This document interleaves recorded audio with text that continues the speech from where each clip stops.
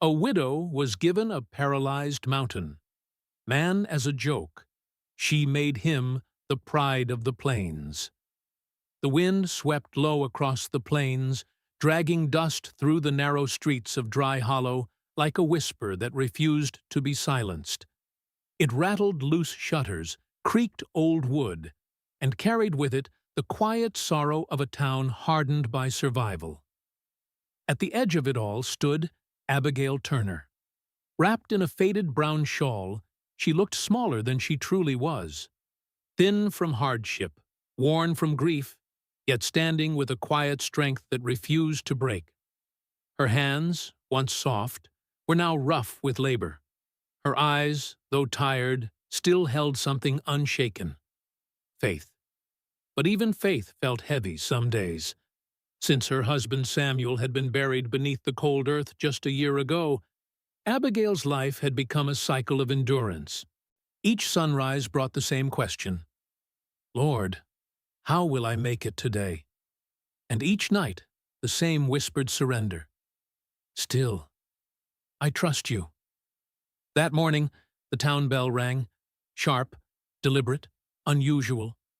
Abigail paused from hauling a bucket of water.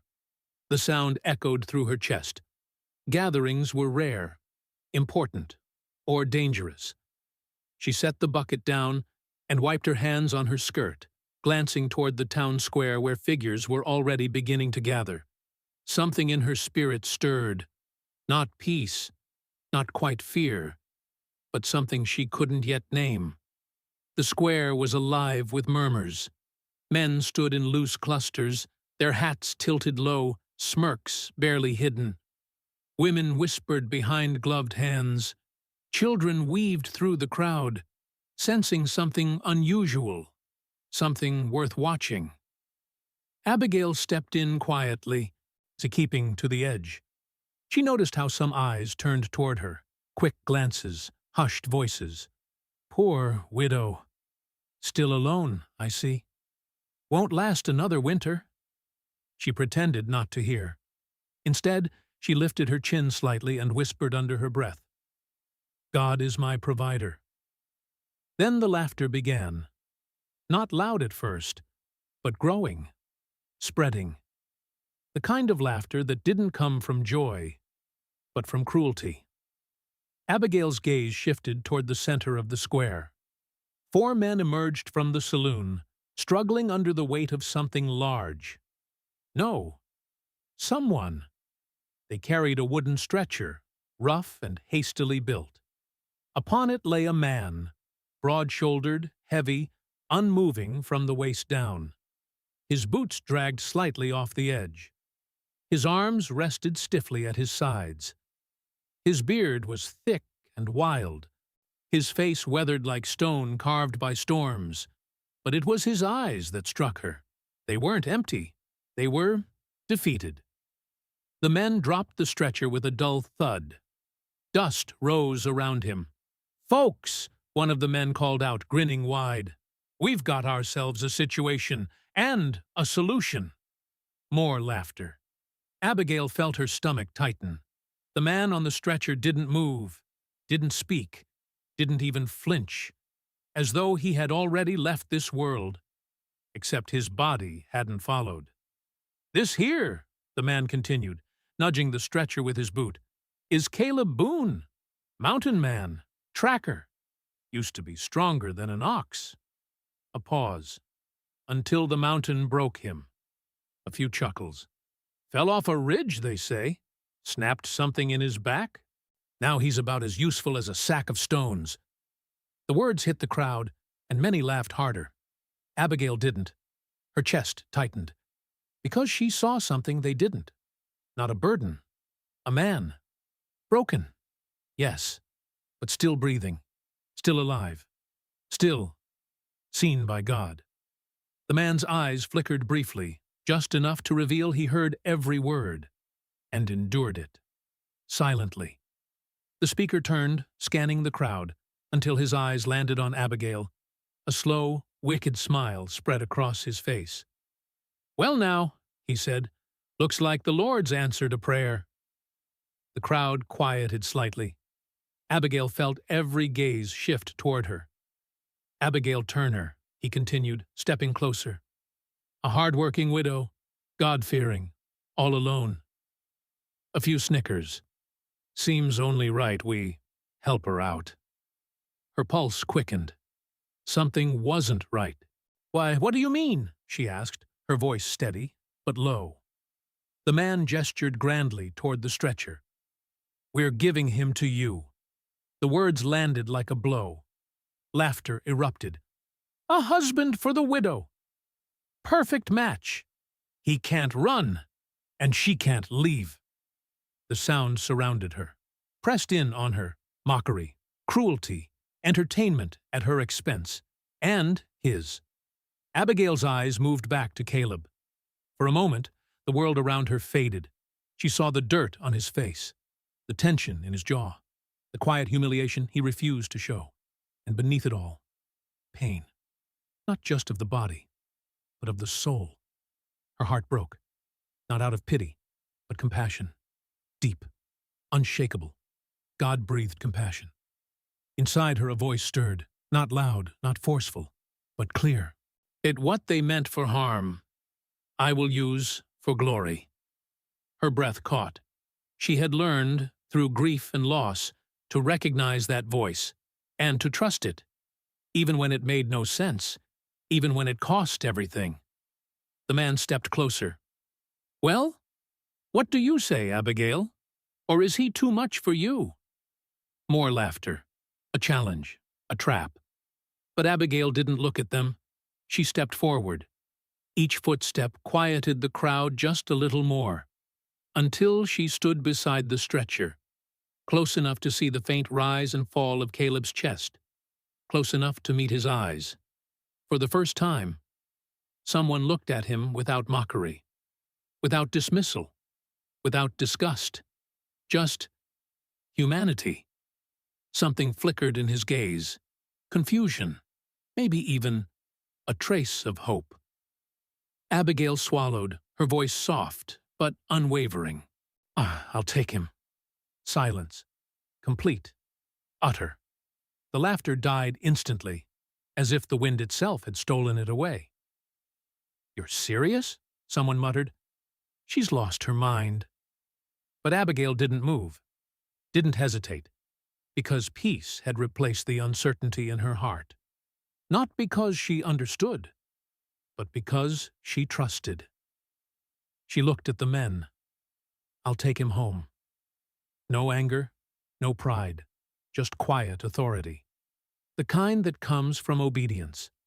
The men exchanged glances, their amusement fading into discomfort. Well, he's your problem now, one of them muttered. They stepped back, leaving the stretcher, leaving Caleb, leaving the weight of their cruelty behind. Abigail knelt. Carefully, gently, she adjusted the rough blanket beneath him. We're going home, she whispered. Caleb's lips parted slightly, but his voice, when it came, was rough, barely there. Why? A single word, heavy with confusion, and maybe suspicion. Abigail paused, then answered simply, because God hasn't finished with you. His eyes searched hers, as if trying to decide whether to believe her or reject the idea entirely. But for the first time in a long time, he didn't look away. The wind picked up again, sweeping through the silent crowd, and as Abigail began the impossible task of dragging the stretcher across the dirt road, something unseen shifted. Heaven leaned closer, because what began as a cruel joke had just become the beginning of a miracle. The journey home felt longer than it truly was. Every inch of dirt Abigail dragged that stretcher across seemed to resist her, as though the earth itself questioned her decision. Her arms burned, or her back screamed. Her breath came in shallow gasps, but she didn't stop. Not when the murmurs of the town faded behind her. Not when the weight grew unbearable. Not even when her strength began to fail. because something stronger than her body was carrying her now. Obedience. The sky had begun to dim by the time she reached her small cabin. It stood alone at the edge of the plains, weathered wood, crooked chimney, a door that never quite shut properly. It wasn't much, but it was hers. And now, it was his too. Abigail paused at the threshold, chest rising and falling as she stared at the door. A quiet thought crept in. What have I done? For the first time since the town square, doubt whispered louder than faith. She looked back at Caleb. Dust clung to his clothes. His face was pale beneath the rough beard. His eyes were closed now, whether from exhaustion or resignation she couldn't tell. He looked heavy, not just in body, but in responsibility, in cost, in consequence. Her grip tightened on the rope tied to the stretcher. "Lord," she breathed, her voice barely above the wind. This is more than I can carry." Silence answered. Not empty silence, but the kind that waited, invited, tested. Her eyes filled with tears, but she blinked them away. Then, slowly, she pushed the door open with her foot. "I didn't say I wouldn't do it," she whispered. "I just need your strength." And with that, she pulled him inside. The cabin felt smaller now, as though it had to make room for more than just a body, more than just another life. It had to make room for surrender. Abigail worked in silence, on her movements careful but strained. She cleared her small bed, layering it with blankets before struggling to lift Caleb from the stretcher. The moment she tried, she nearly collapsed. He was too heavy. Her arms trembled violently. Caleb's eyes opened slightly, watching her with a dull, distant awareness. "Leave it," he muttered. "Floor's fine." His voice was rough, like gravel dragged across stone. Abigail shook her head, breath unsteady. "No. You'll hurt yourself." "Then I'll heal," she replied softly. "But I won't leave you there." Something in her tone, gentle but immovable, stilled him. He didn't argue again. With a final, desperate effort, she managed to shift him onto the bed. The moment his weight settled, she staggered back, gripping the edge of the table to keep from falling. Pain shot through her arms. Her chest tightened. For a moment, the room spun, but she stayed standing. Because falling wasn't an option. Night came quickly. The wind outside grew louder, pressing against the thin walls like a reminder of everything waiting to break through. Inside, a small fire crackled weakly in the hearth. Abigail knelt beside it, stirring what little food she had into a thin stew. Every movement was slower now, every breath heavier. Behind her, Caleb watched, silent, observing, judging, or maybe remembering. Finally he spoke. "You don't have enough." Abigail didn't turn. "Enough of what?" "Food," he said flatly. "Wood. Strength." A pause. Sense. A faint, bitter edge slipped into his voice. She stirred the pot again, calm. "I have enough for today." "That's not how survival works." "No," she replied. "That's how faith works." He let out a dry, humorless laugh. "Faith doesn't fill bellies." Abigail finally turned, meeting his gaze. "No," she said gently, "but God does." The words hung in the air, simple, but heavy. Caleb's jaw tightened. "You really believe that?" "I have to." "That's not belief," he shot back. "That's desperation dressed up in prayer." The fire popped loudly between them. Abigail stepped closer, holding the small bowl of stew. "Maybe it is," she admitted quietly, "but it's the only thing that's never failed me." She knelt beside the bed and held the spoon toward him. He hesitated. Not because he couldn't eat, but because accepting meant something else. Dependence. Vulnerability. Weakness. "I can manage," he muttered. Abigail didn't pull back. "I know you could," she said softly. If things were different. The words struck deeper than any insult. His eyes hardened. They're not. No, she agreed. They're not. Silence stretched between them.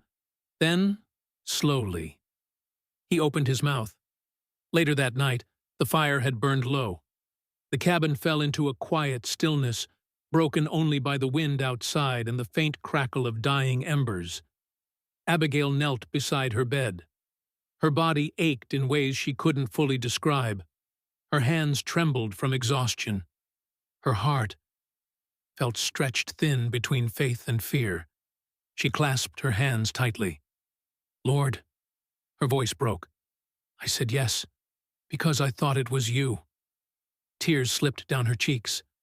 I still believe it was, but I don't understand. Her breath hitched. I don't have enough strength for this. I don't have enough food, and I don't even have enough hope some moments. She lowered her head. But you do. The words came slower now, more deliberate. If you gave him to me, then you must have a reason. So I'll trust you, even when it hurts, even when I'm afraid. A pause, a surrender. Use me. Behind her, Caleb was awake. His eyes stared at the ceiling, unmoving, but his thoughts were anything but still. He had heard every word, every crack in her voice, every ounce of her struggle, and it didn't make sense. Why would someone choose this? Why would someone stay?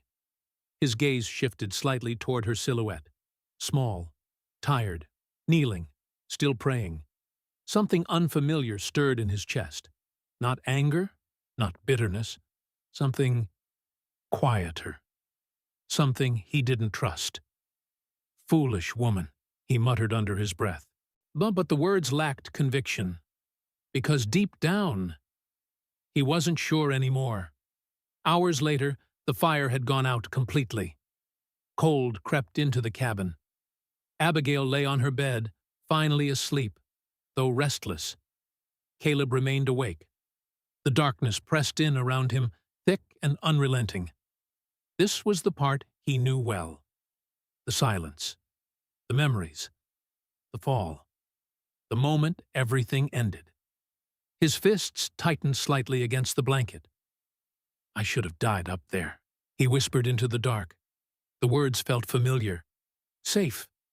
But tonight, they didn't settle the same way. Because across the room, someone had chosen him, not out of obligation, not for gain, but for something he didn't understand.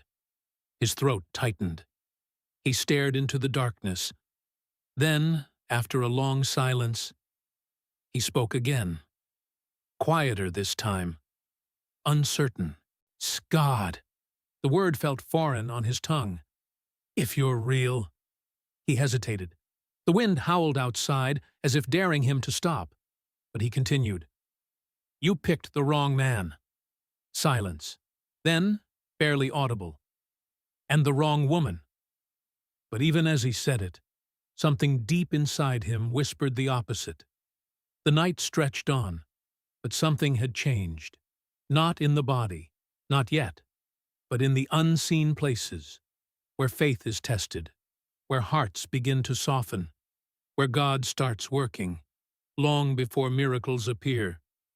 And in that small, fragile cabin on the edge of the plains, 2 broken lives had just begun to collide with purpose. Morning came without mercy. A pale gray light crept through the cracks in the cabin walls, carrying with it the cold bite of early winter. The wind had not rested, and neither, it seemed, I had the world. Abigail was already awake. Sleep had come in fragments, thin, restless moments between aches and prayers. Her body protested as she sat up, every muscle stiff, every joint heavy. But she didn't linger. Because survival didn't wait for strength, and faith didn't depend on comfort. She swung her feet to the floor and whispered, her voice raw, Thank you for another day, Lord, even if I don't know how I'll get through it. Behind her, Caleb lay still, eyes open, watching. He had barely slept, not because of pain, though that was constant, but because something unfamiliar had unsettled him. Hope. He didn't like it, didn't trust it, didn't want it, because hope had a way of making the fall hurt worse. Still, he couldn't ignore what he had seen the night before. A woman with nothing, praying like she had everything. Abigail moved quietly, tending to the fire, adding the last of the dry wood she had stacked. The flames flickered weakly, as if mirroring her strength. She stepped outside into the cold. The land stretched before her, hard, dry, unyielding. Her land. Or at least, what little she had left of it. The soil hadn't been worked properly since her husband died. The tools were worn. The ground resisted her efforts. And now, she had one more mouth to feed. One more life depending on her.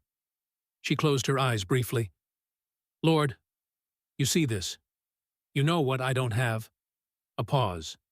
Then, softer. But you also know what I do have. So show me how to use it.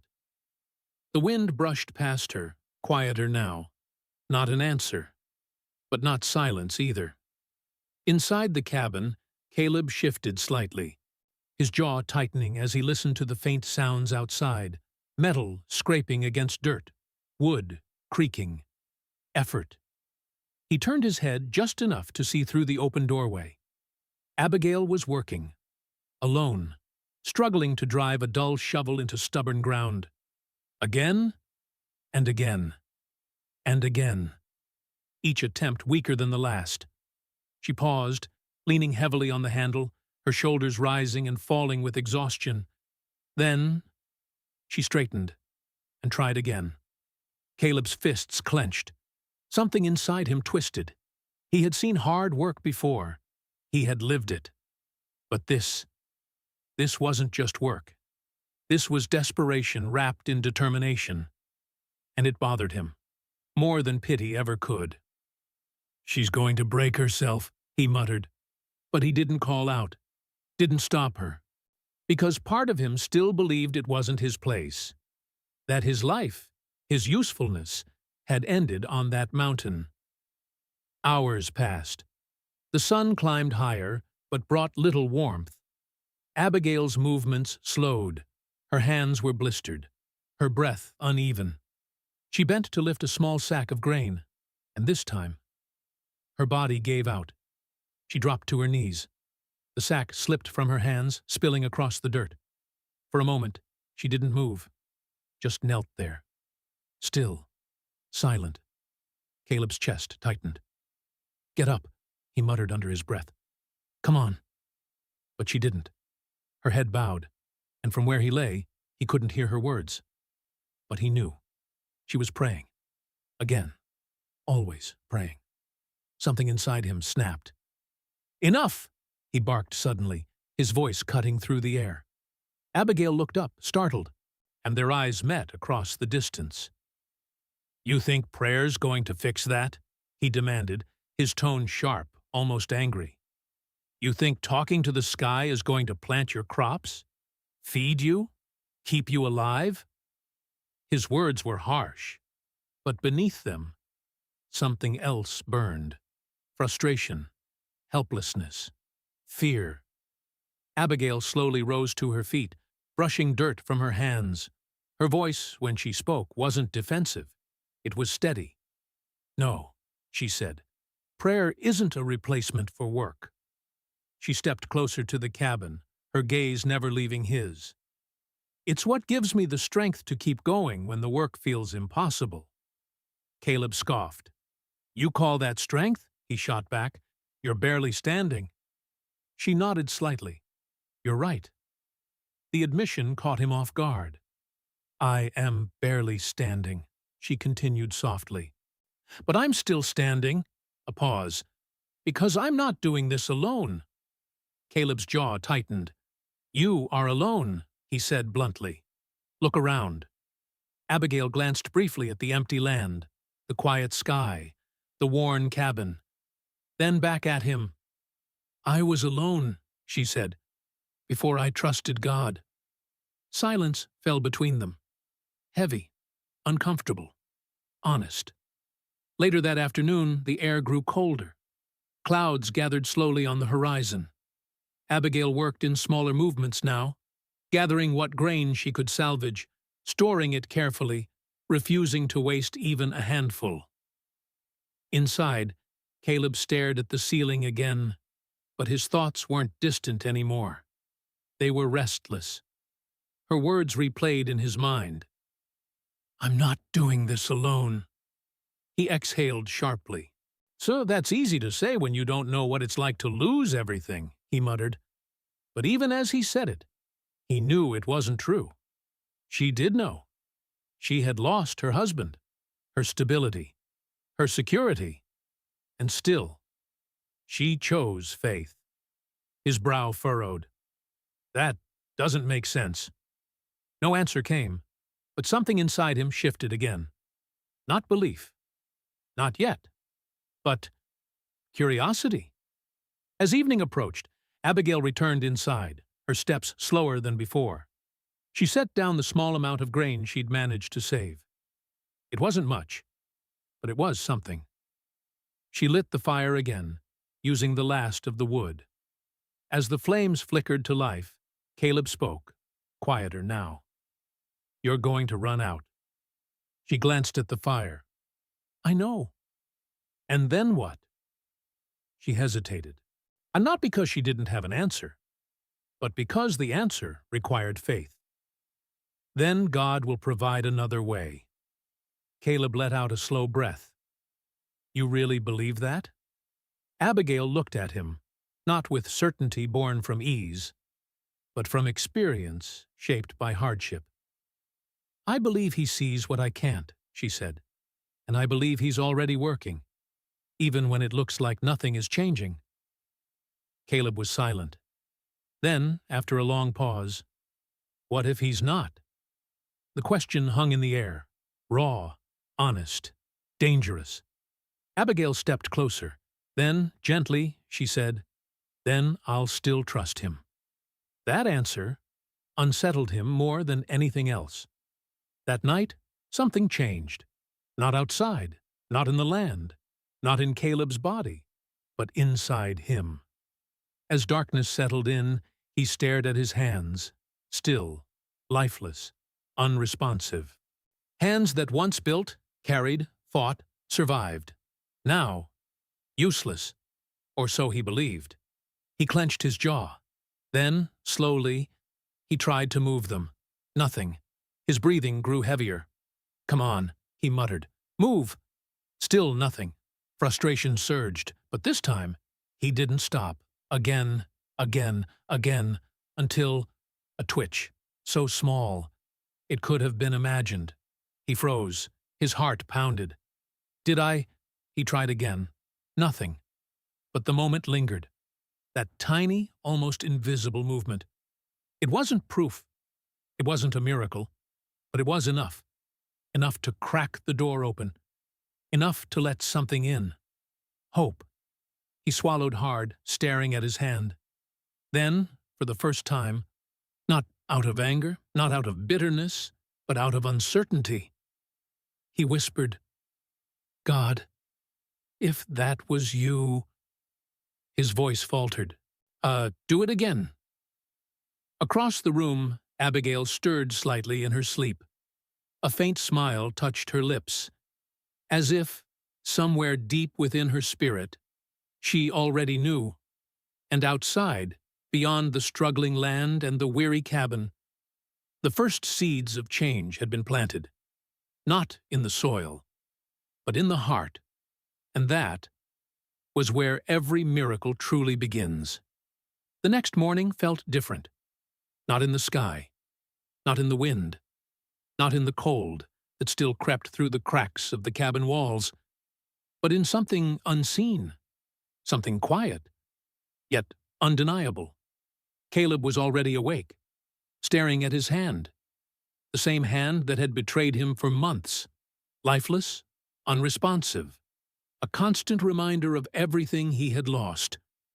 And yet, he couldn't shake what had happened the night before.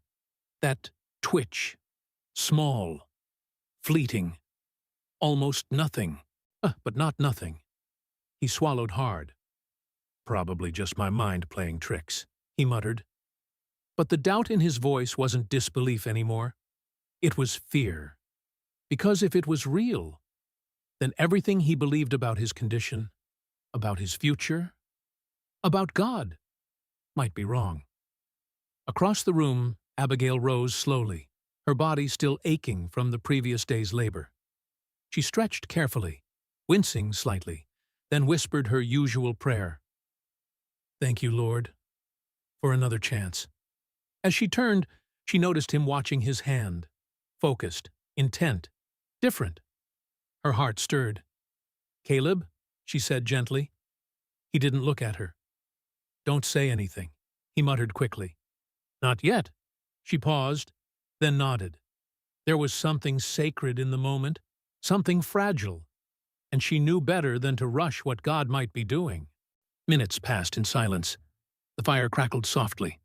The wind whispered outside. Caleb inhaled deeply. Then, slowly, carefully, he tried again. Every ounce of his focus poured into that single command. Move. Nothing. His jaw tightened. Again. Move. Still nothing. Frustration flickered. "See?" he snapped bitterly. "Nothing's changed." Abigail stepped closer, her voice calm. "Keep trying." "I have been trying," he barked, anger rising quickly now. "You think I just gave up one day? You think I didn't fight this?" His breathing grew heavier. "I fought until there was nothing left to fight with." The words hung heavy, pain-filled, honest.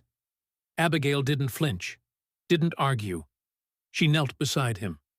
"Then maybe," she said softly, "you were never meant to fight it alone." He turned his head sharply, eyes burning. "I was alone." The room fell silent. The weight of that truth pressed in. But Abigail's voice remained steady. "You were," she said gently, "but you're not anymore." He stared at her, searching, resisting, wanting to believe, but afraid to. "Try again," she whispered. He clenched his jaw, closed his eyes, and once more. "Move." At first, nothing. Then, a flicker, a twitch. Clearer this time, stronger. His eyes flew open. "Did you—" "I saw it," Abigail said, her voice trembling now. "I saw it." Caleb's breathing quickened. No, that's— Do it again." "I can't." "Yes, you can." Her voice wasn't forceful, but it carried something stronger than force. Faith. Caleb stared at his hand. Fear crept in. Because this wasn't just movement anymore. This was possibility.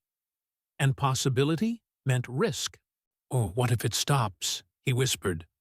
Abigail's eyes softened.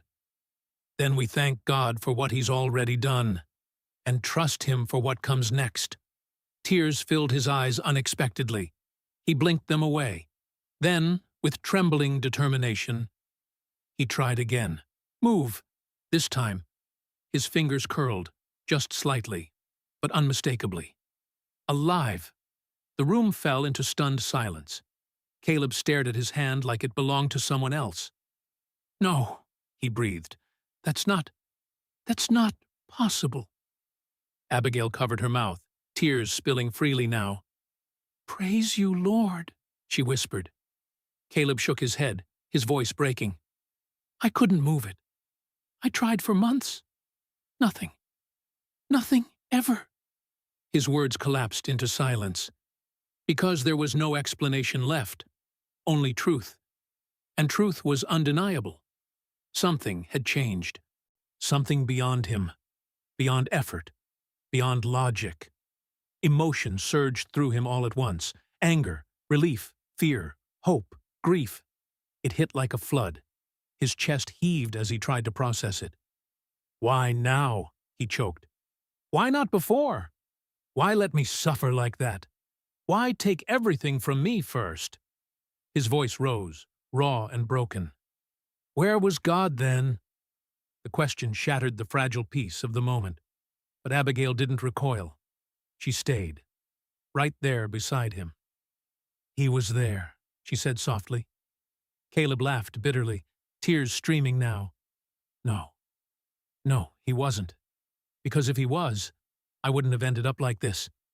He gestured weakly toward his body. Broken. Useless. Thrown away like... You're not thrown away. Her voice cut through his words. Firm, certain.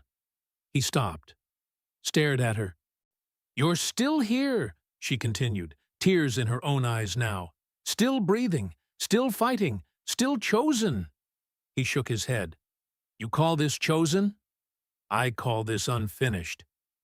The words landed deep, too deep, because something inside him knew she wasn't wrong.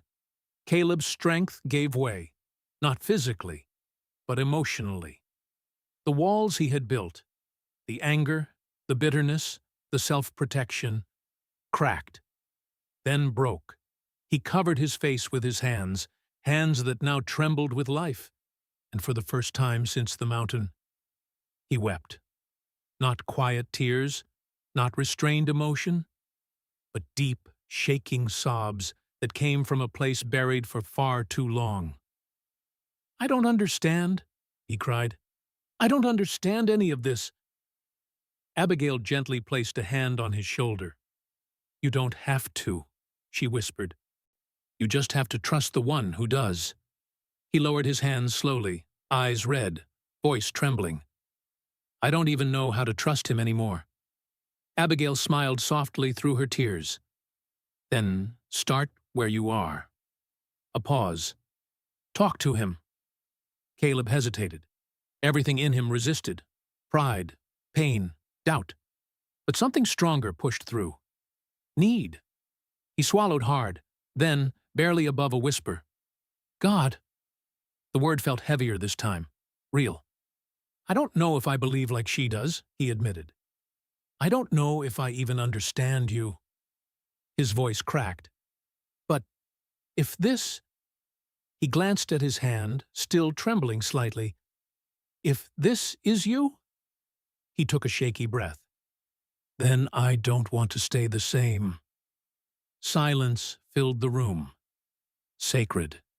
Still. And in that moment, something shifted completely. Not just in his body, but in his heart. Surrender. Abigail bowed her head, tears falling freely. Thank you, Lord. Caleb looked down at his hand again.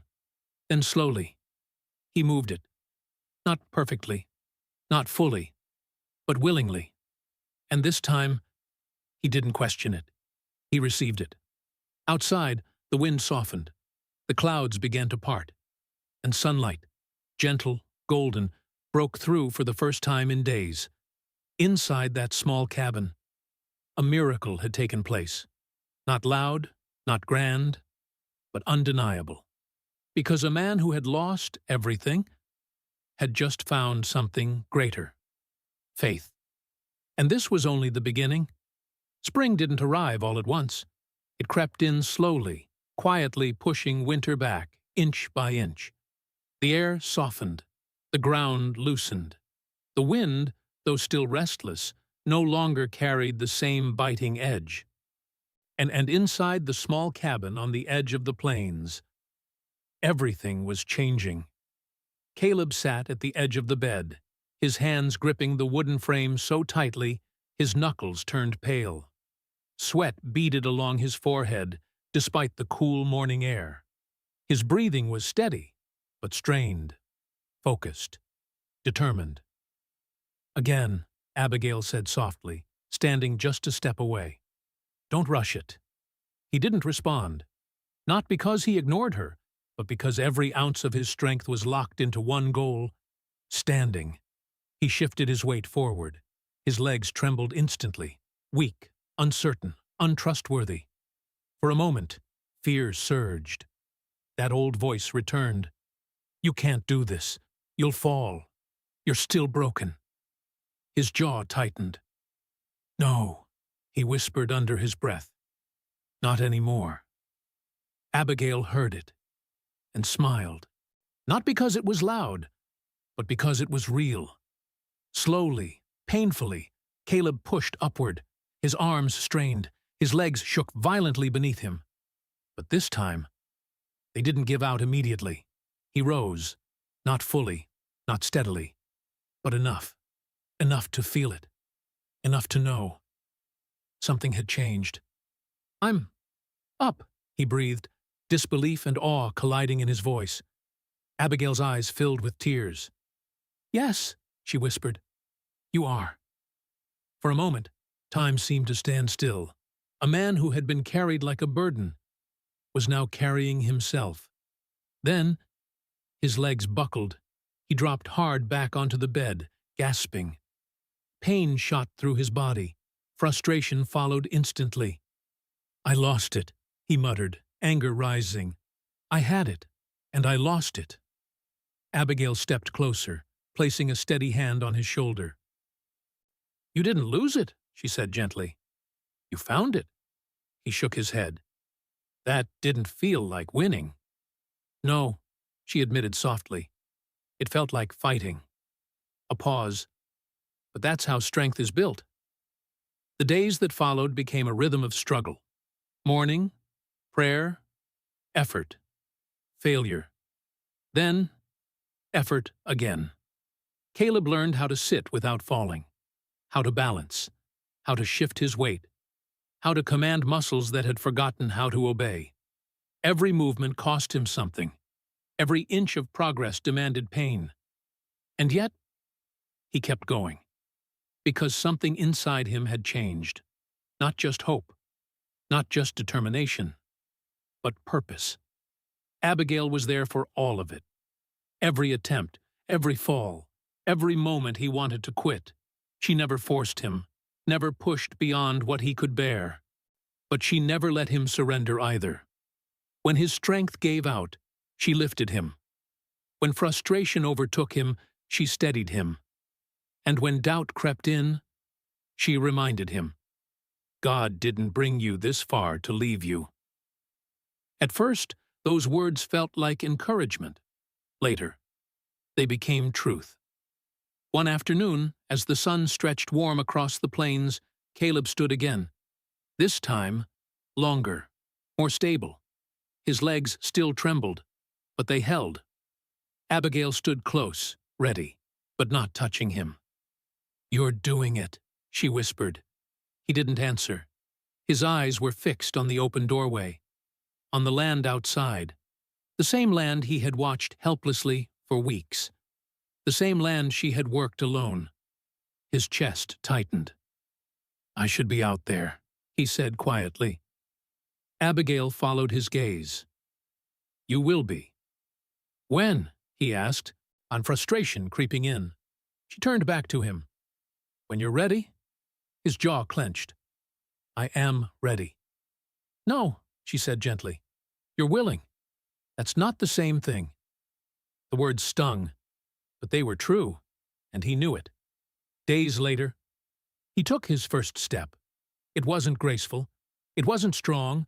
It wasn't even steady. But it was real. His foot lifted, hesitated, then moved forward, and landed.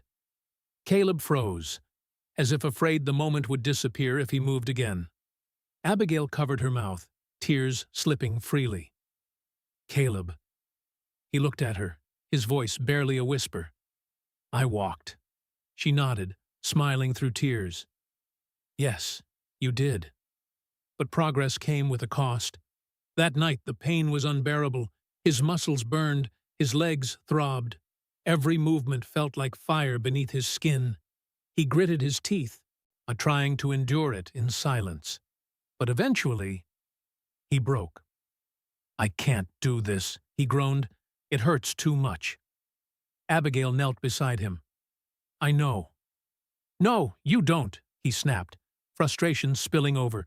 You didn't lose your legs. You didn't have to start from nothing. The words hung sharp in the air. For a moment, silence. Then Abigail spoke, quietly, carefully. "You're right," she said. Caleb blinked, caught off guard. "I didn't lose my legs," she continued, "but I lost my husband, my home, my future." Her voice trembled, but didn't break. "I had to start from nothing, too." His anger faltered. "I just didn't stop walking," she added softly. The words settled deep, not as a correction, but as understanding. Outside, the town had begun to notice. At first, it was whispers. "Ah, have you seen him? They say he's standing now." "No, that's not possible." Curiosity turned into quiet observation. Men passing by slowed their horses. Women paused at a distance, watching, waiting, doubting, but unable to ignore what was unfolding. One evening, as the sun dipped low across the plains, Caleb stepped outside for the first time. Supported by a simple wooden cane, his movements were slow, measured, but determined. The ground beneath his boots felt unfamiliar, foreign, yet right. Abigail stood beside him, not holding him, but near enough to catch him if he fell. He took another step, then another. The wind brushed against his face. The open land stretched before him. And for the first time since the mountain, he felt alive in it again, not as he once was, but as he was becoming. And across the distance, a man on horseback stopped, stared. Recognition flickered in his eyes. "Caleb Boone," he murmured. Disbelief followed. Then silence. Because there was no denying it anymore. The man they had written off was walking again. Caleb stopped, breathing heavily. His legs trembled, his body screamed for rest. But his spirit burned stronger than ever. He looked out across the plains, then back at Abigail. "You didn't give up on me," he said quietly. She shook her head. "No," he swallowed hard. "Even when I gave up on myself." "Especially then," she replied softly. His eyes filled with emotion. "Why?" The question was no longer bitter, no longer defensive, just honest. Abigail smiled gently. "Because God didn't give up on you." A pause. "And he asked me not to either." Caleb looked down at his legs, then at his hands, then up at the sky. For the first time, he didn't question. He didn't argue. He didn't resist. He simply whispered, "Thank you," and meant it. The sun dipped below the horizon, casting gold across the land, and in that moment, a man once broken was being rebuilt, step by step, pain by pain, faith by faith. And the plains were beginning to take notice. By the time summer settled over the plains, nothing looked the same. Not the land, not the cabin, not the man. The once struggling field behind Abigail's home now stretched wide and full. Rows of crops standing tall, green, and unyielding against the wind. Where the soil had once resisted, it now yielded abundance. And at the center of it all, Caleb Boone stood. Not leaning, not trembling, standing, strong. The sun pressed against his back as he drove a post into the ground with steady, practiced force. Sweat lined his brow, his shirt clung to his frame, but his movements were sure, controlled, powerful. Each strike of the hammer echoed across the land, not just as work, but as testimony. Abigail watched from the porch, her hands folded loosely in front of her. There was a quiet joy in her eyes now. Not loud, not boastful, but deep, rooted. Because she knew what it had taken to get here.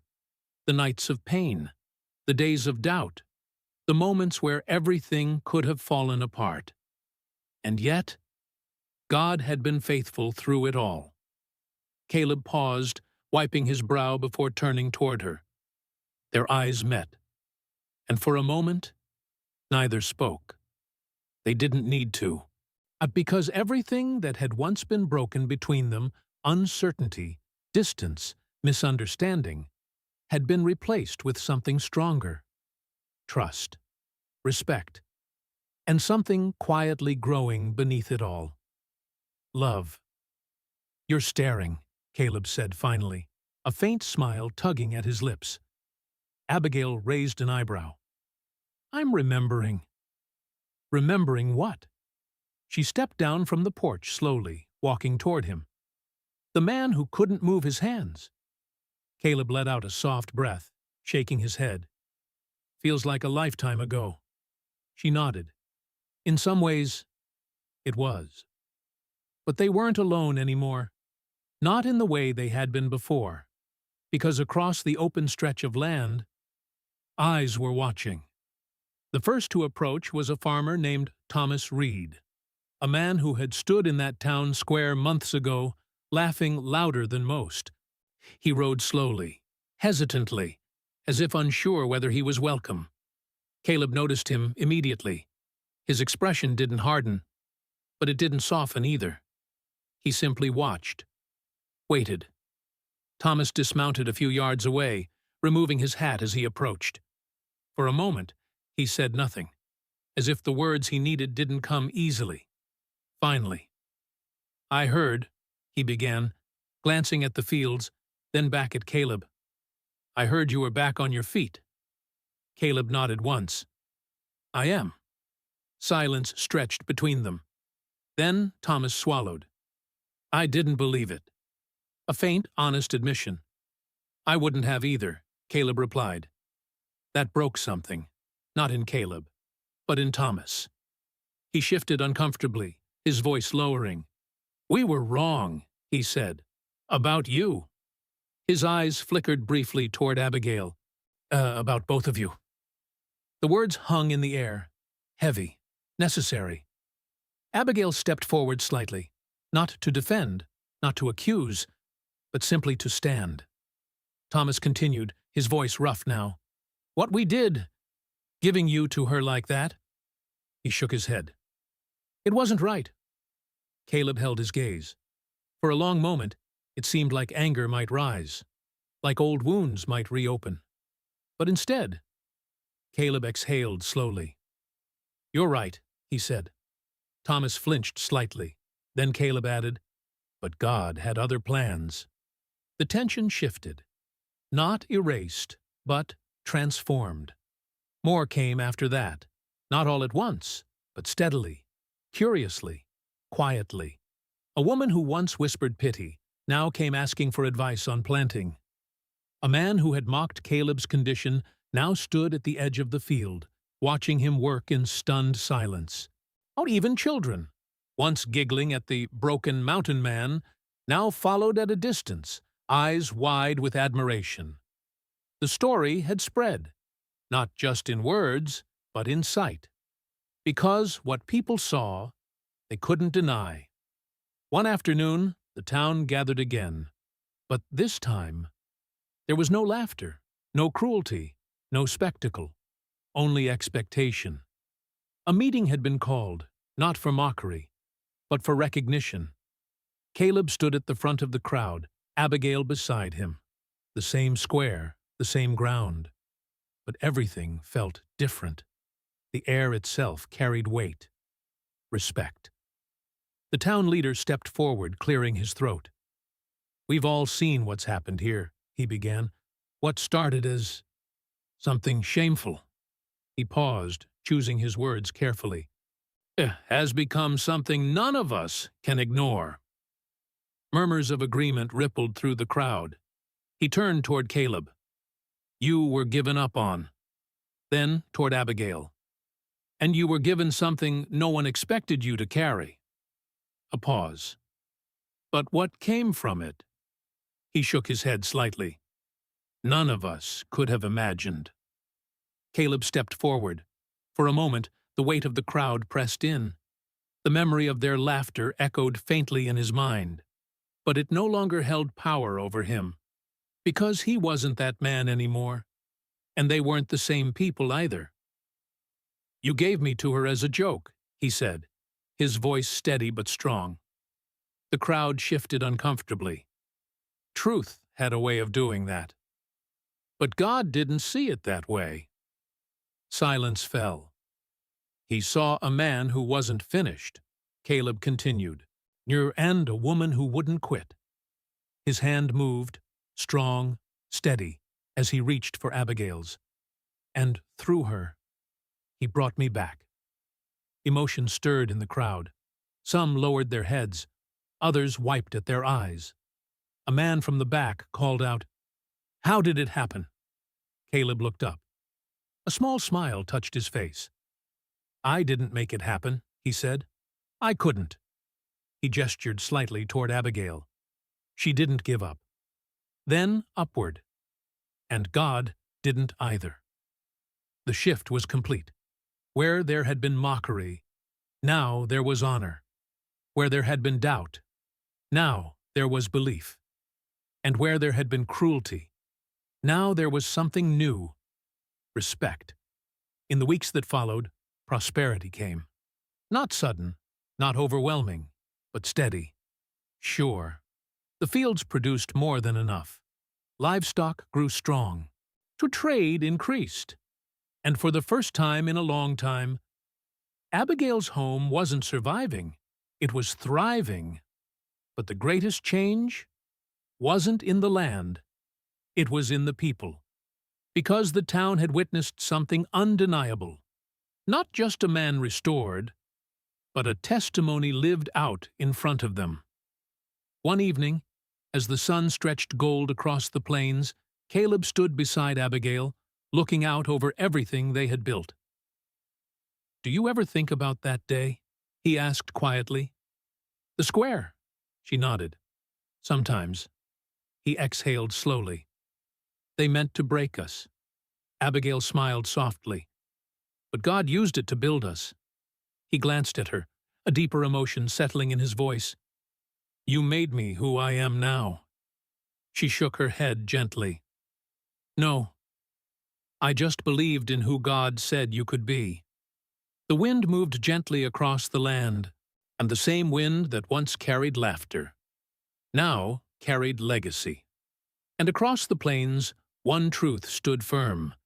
The man who had been discarded was now the pride of the plains.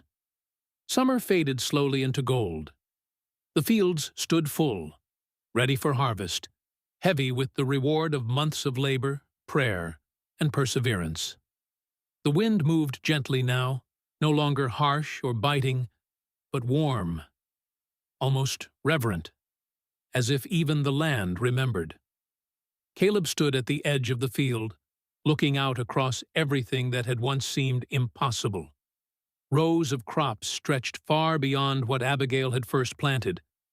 The fences stood strong. The livestock grazed peacefully. And the cabin, once worn and barely holding together, now stood firm, restored, alive. But it wasn't the land that held his attention. It was her. Abigail moved slowly between the rows, checking the harvest with careful hands. The same hands that had once trembled under the weight of survival, now moved with quiet confidence. She hadn't changed in spirit. She had always been strong. But now, the world could see it. Caleb took a slow step forward. Then another. Each step still meant something to him. Not because it was hard anymore, but because he remembered when it was. "Abigail," he called softly. She turned, brushing a strand of hair from her face. "Yes?" He hesitated. For perhaps the first time since he had stood again, words felt harder than movement. She noticed, and waited. "I've been thinking," he began, his voice quieter than usual. "That's dangerous," she teased gently, a faint smile forming. He huffed a small laugh, but it faded quickly. No. This matters." Something in his tone shifted the air. Abigail stepped closer. "I'm listening."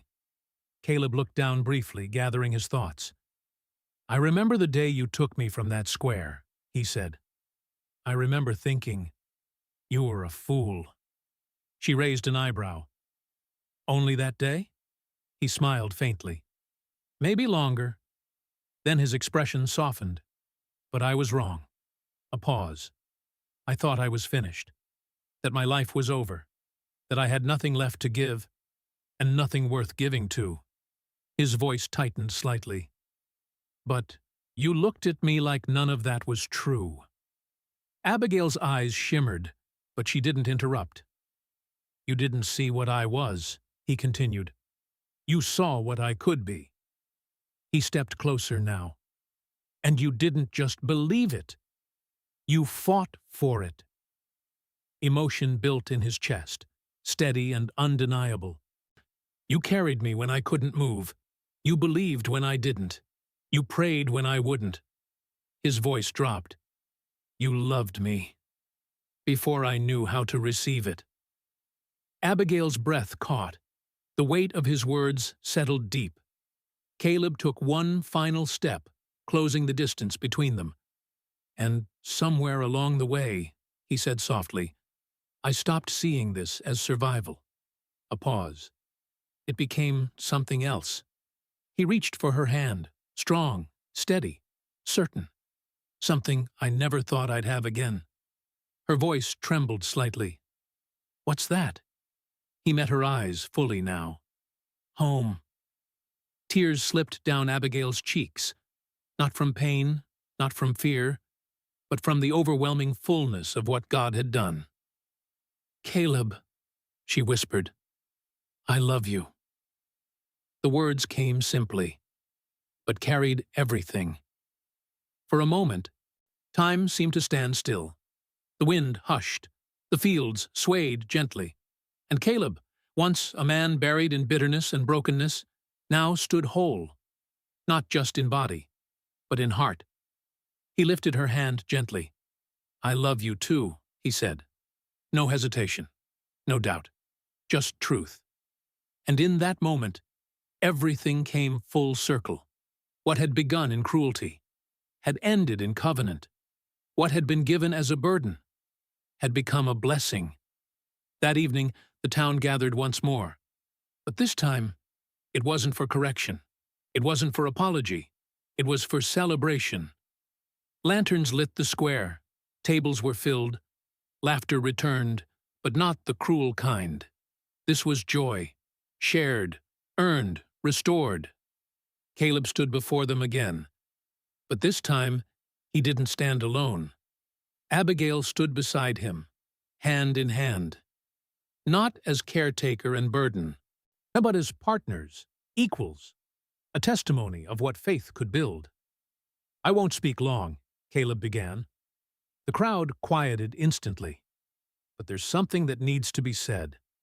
He looked across the faces, some once mocking, some once doubtful, all now listening. You all saw what I was, a pause, and what I've become. He squeezed Abigail's hand gently. But don't mistake the outcome. Silence deepened. This wasn't my strength. He looked at Abigail. And it wasn't just hers. Then he lifted his gaze slightly. It was God. A hush fell across the entire square.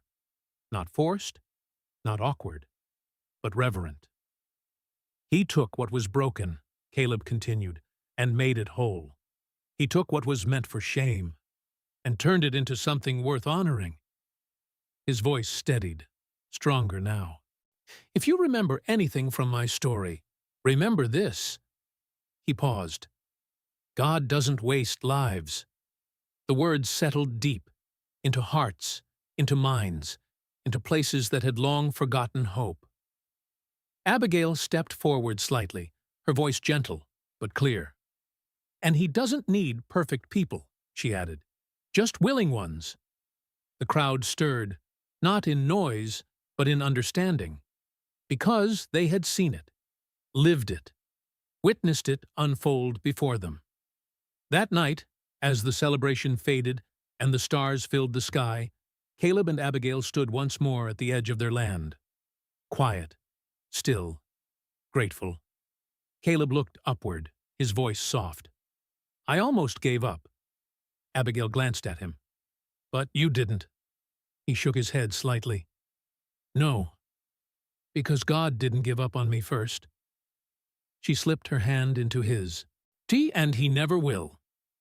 The wind moved gently across the plains, not harsh, not empty, but full, carrying with it a story that would be told for generations, a story of faith, of restoration, of love, because in the end, it was never just about a man who learned to walk again.